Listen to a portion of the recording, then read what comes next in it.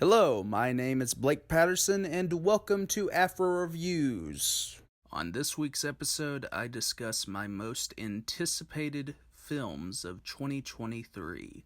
Hopefully, these motion pictures will release this year, since some of last year's selections faced postponements and one cancellation. Still, one can hope for the best in 2023.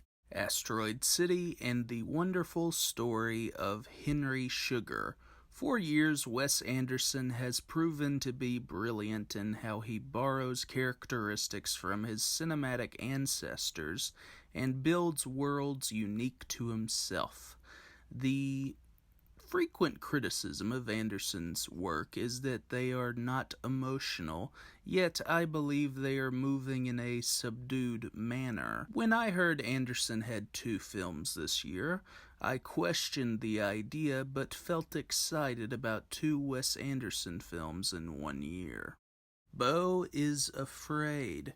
Once upon a time, this Ari Aster project was titled Disappointment Boulevard.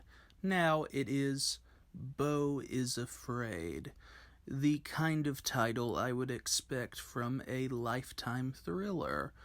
Bad title aside, Astor's last 2 films demonstrated the personality of an artist who was unafraid to be provocative. With the great Joaquin Phoenix, one can hope Astor continues his streak. Ferrari. When one looks over the career of Michael Mann, it is easy to recognize the uneven quality of his work, but one hopes this biopic about Enzo Ferrari is a welcome return for the auteur behind Heat and Thief. Even if it does not work, Ferrari will probably be stunning to look at. How Do You Live?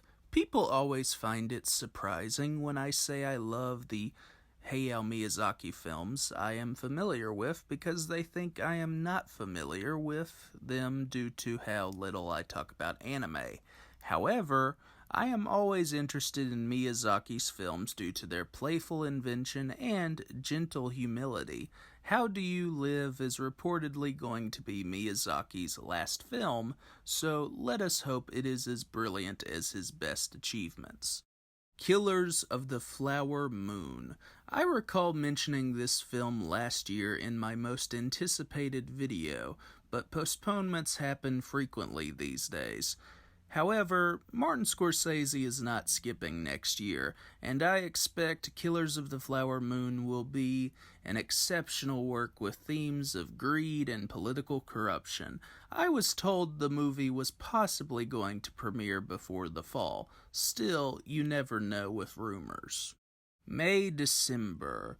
Todd Haynes is one of the best contemporary American filmmakers due to his appreciation and understanding of culture and history and his evident compassion for his characters.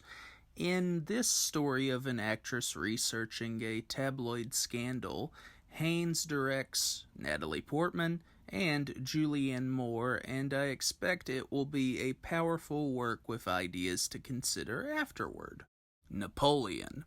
A few years ago, I may not have included Napoleon due to Ridley Scott's uneven record as a filmmaker.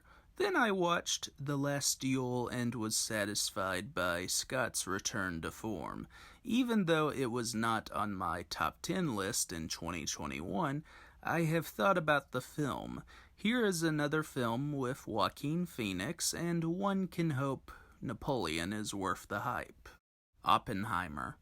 While I may not be as enthusiastic as others about Christopher Nolan, I will say I am curious about Oppenheimer and how it will turn out. Plus, I like the idea of seeing Robert Downey Jr. and Florence Pugh in a non-superhero film.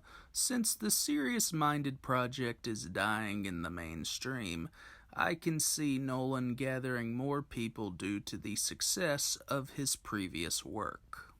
Scenario.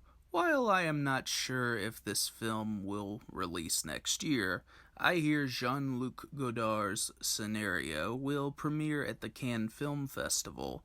There is also the other film, Funny Wars. However, this selection is merely a question mark since we do not know the details behind the late master's final projects. Still, it would be nice to see what Godard has left us. Showing up. I hoped A24 would have released this in 2022, but they gave it the same release schedule as First Cow. Still, I am always intrigued to see the latest work by Kelly Reichardt, who has proven to be one of my favorite living American filmmakers. Showing Up, from what I have read, concerns a struggling artist amid jealousy, despair, and rivalry. The film is also a reunion for Reichardt and Michelle Williams after Wendy and Lucy, Meek's Cutoff, and Certain Women.